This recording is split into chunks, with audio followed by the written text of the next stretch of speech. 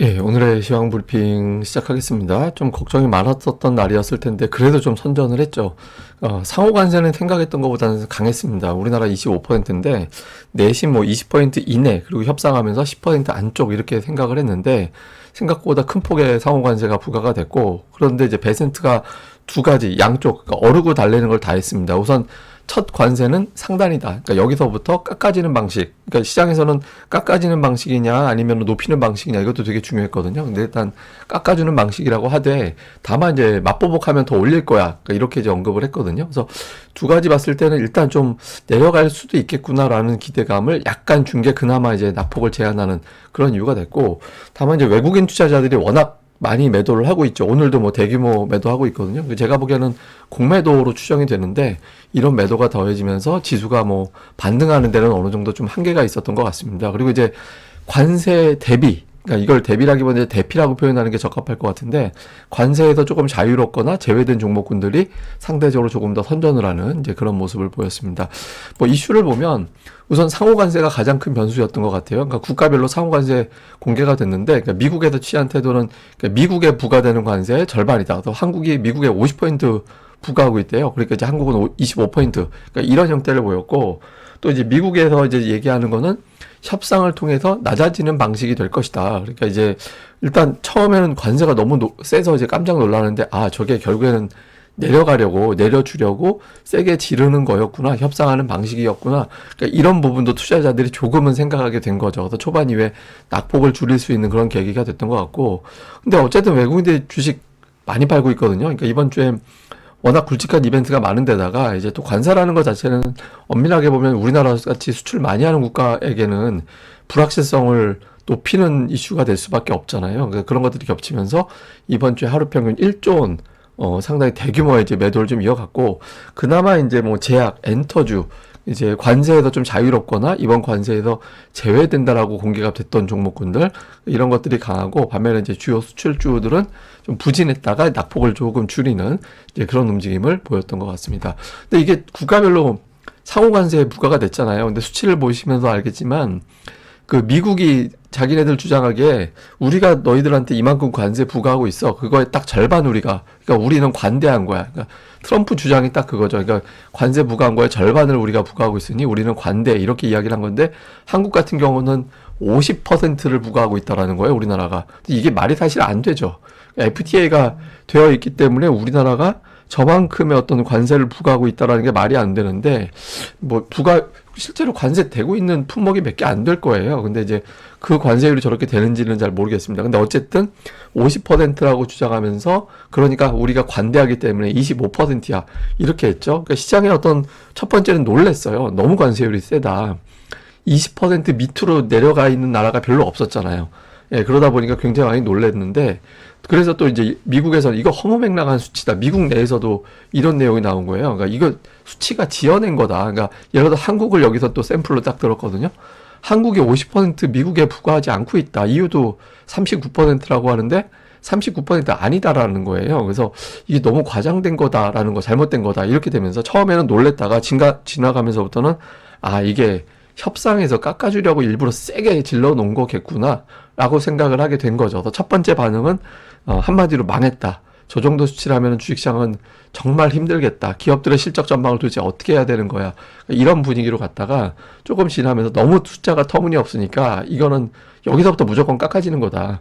또 이렇게 이제 투자자들이 해석을 하게 됐고, 이게 이제 초반 이후에 이제 바로 낙폭을 줄이는 그런 역할을 했던 것 같습니다. 그래서 어쨌든 베센트 장관의 어떤 발언은 아까 말씀드린 대로 그렇게 나왔는데, 주목해 볼 만한 게 미국 반응이에요. 그러니까 미국에서 이제 어떤 반응이 나왔냐면, 상원에서 이제 부채 한도를 증액을 하고 대규모 감사를 추진한다. 그러니까 오늘 저는 이 부분을 더 주목을 했거든요.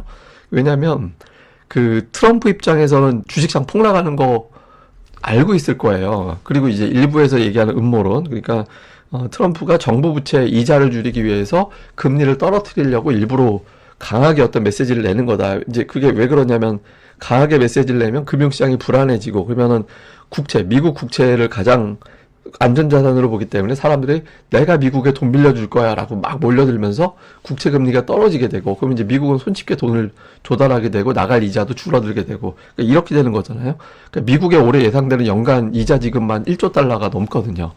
예, 근데 어쨌든 그러니까 미국에서 이런 것들을 이제 주식시장이 흔들리긴 했지만 이 흔들리는 걸 그냥 둘 수는 없잖아요. 톰리가 이야기한 대로 저 상태가 되면 미국의 트럼프의 지지율 빠지면서 미국 내에서도 지지를 못 받는 저 관세 정책이 어떻게 푸시가 되냐. 그러니까 결국에는 증시 부양할 거다. 이런 취지로 이야기를 했잖아요. 그러니까 지금 미국에서 보니까 오늘 트럼프가 감세 최대한 빨리 추진할 거야. 그리고 이제 공화당에서는 저 관련된 법안을 이제 준비하는 걸로 진행이 되고 있거든요. 그래서 제가 보기에는 이제부터는 그 관세에서 감세 국면으로 바뀔 가능성이 있다. 그러니까 이거를 봐죠. 물론 이제 지금 당장 워낙 이제 트럼프가 사고처럼 게 있으니까 이제 이것 때문에 좀 요란하겠지만 결과적으로는 흐름은 이제 프레임은 좀 바뀔 가능성도 있다. 이렇게 봐야 될 것 같습니다. 그리고 이제 어쨌든 우리나라에 대해서는 그 미국이 뭐 관세 많이 내고 있다라고 얘기하는데 실제로는 우리나라가 FTA 체결이 돼 있는 상태라서 저 정도로 내고 있질 않거든요. 그래서 좀 미국에서 여러 나라 관세율이라고 주장하고 뭐 트럼프가 표까지 들고 나와서 막 저렇게 얘기하고 있는데 이거 다 그냥 협상하려고 어디서 이제 좀 뻥치고 사기치는 거구나 이렇게 또 투자자들은 생각을 했던 것 같습니다. 아시아 주요국 증시 보면 뭐 좋을 리가 없죠. 예, 대체로 다 하락을 했는데 다만 일본 빼놓고는 이게 폭락했다 정도는 아니었어요. 우리나라도 뭐 낙폭을 많이 줄였고 오늘 대만은 휴장이었거든요. 그래서 아시아 증시도 처음에 깜짝 놀랐다가 이제 낙폭을 좀 줄이고 일본은 약간 그런 건 있었어요. 뒤통수 맞은 거.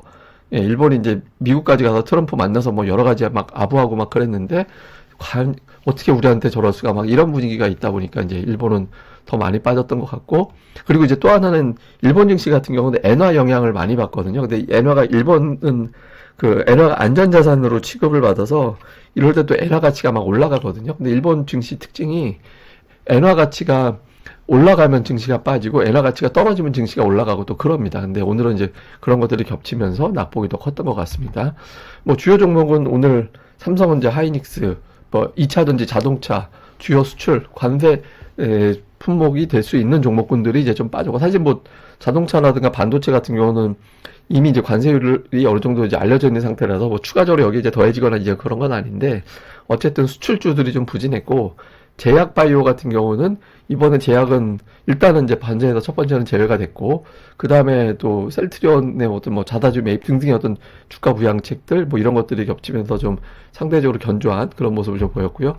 그 다음에 이제 코스닥 쪽에서는 관세 대피가 될 수 있는 종목군들이 제약 바이오다 보니까 이 종목들이 올라가고 또 로봇도 올라가고 하면서 선전을 했고, 주목해 볼 만한 거는 2차 전지가 올랐어요. 그러니까 에코프로 강보합이 약보합이었지만 에코프로 1.4% 올랐잖아요. 그래서 제가 저게 2차 전지주가 오히려 코스닥의 바로미터가 될 가능성이 있거든요. 그래서 이후에 돌아가는 흐름은 좀 체크를 해봐야 될 것 같습니다. 그래서 코스닥 지수는 뭐 상당히 더 선전하게 되는, 물론 하락 종목이 더 많았지만 그런 이유로 작동을 했습니다. 자, 수급에서는 외국인들이 정말 엄청나게 매도합니다. 예, 선물도 지금 매도는 완전히 오버해서 더 내려가 있거든요. 그래서 저거는 돌아서는 순간 굉장한 반전 에너지가 되긴 할 텐데, 당장은 뭐 반전 에너지가 뭐고 때리는데 급급하죠. 그래서 외국인 투자들이 온통 하락. 근데 아무리 봐도 저거는 제가 보기에는 공매도가 섞인 것 같아요. 그 환율이 안 올라가잖아요. 환율 올라가는 폭이 그렇게 심하게 올라가진 않거든요. 그래서 저게 공매도가 섞여 있다 보니까 매도 규모가 좀 과장돼 있다라는 느낌은 듭니다. 근데 어쨌거나 저쨌거나 저거는 거의 역대급의 매도가 나오고 있잖아요. 그러니까 1조 5천억 매도가 그러니까 손쉽게 나오고 있는 상황이라서, 뭐 시장이 좀 또 상승 종목이 많기가 어려운 그런 상황이죠. 종목으로는 삼성전자, SK하이닉스 두 종목에만 이제 거의 절반 정도, 두 종목의 절반 매도하고 있고, 그 다음에 주요 수출주들, 뭐 시가총액 상위 종목군들 골고루 매도고, 관세에서 조금 자유로운 종목군들, 뭐 방산이나 인터넷주라든가 이런 것들을 좀 매수하는 모습을 보였고요. 그다음에 기관 투자자들은 이런 날 하이닉스 열심히 담았고, 방산주 그리고 자동차, 그러니까 관세 피해주들을 오히려 담는, 물론 이제 삼성전자 매도 쪽에 가 있긴 하지만 규모가 크진 않았고, 그래서 이제 하이닉스도 뭐 실적 예상보다 더 잘 나올 것 같다 이런 이야기들 있잖아요. 그래서 좀 이럴 때 좀 담아볼까라는 식의 좀 매수가 들어온 것 같습니다. 그리고 코스닥 쪽에서 외국인들은 역시 관세 피해주들, 뭐 로봇이나 제약바이오나 엔터나, 그러니까 이런 것들을 좀 매수하는 모습을 보였고, 그다음에 이제 기관 투자자들도 역시 비슷한 부류의 종목군들 쪽에 이제 매수를 해서 오늘은 그냥 매수매도 보면 좀 관세를 많이 의식을 했구나. 이런 것들이 이제 보여진 하루 이렇게 보면 되겠습니다. 자, 미국에서 이제 상호관세 공개가 됐습니다. 시간에서 이제 폭락을 했는데 조금씩 시간이 지나면서 아마 미국 당국에서 증시를 좀 달래는 듯한 취지의 어떤 내용이 나올 가능성이 있거든요. 그래서 미국이 이제 첫 반응보다는 줄어들게 될 거냐. 예를 들어서 그냥 그 애플 같은 경우 시간에도 5% 기준으로 보면 돼요. 그거보다 훨씬 더 절반 이하로 빠지게 되면 미국은 선전한 걸로 해석이 될 수 있거든요. 그래서 그런 것들. 그 다음에 우리는 사실은 이게 더 크죠.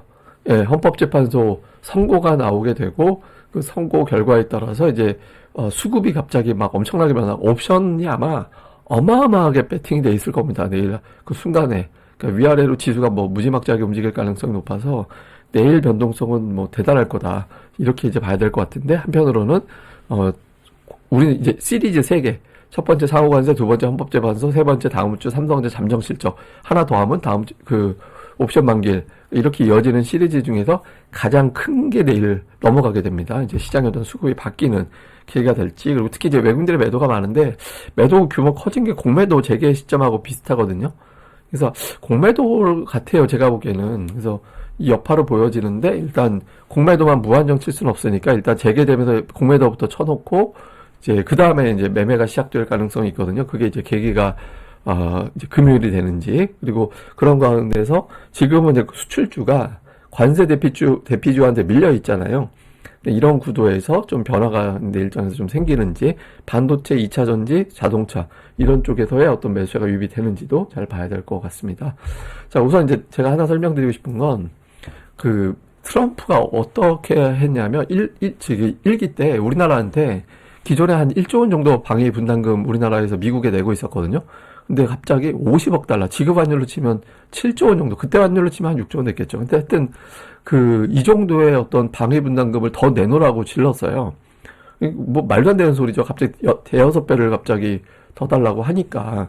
근데 이제 결국엔 최종 타결된 게 얼마였냐면 1조 2천억. 물론 저 때 협상하는 과정에서 대통령이 바뀌었죠, 미국이.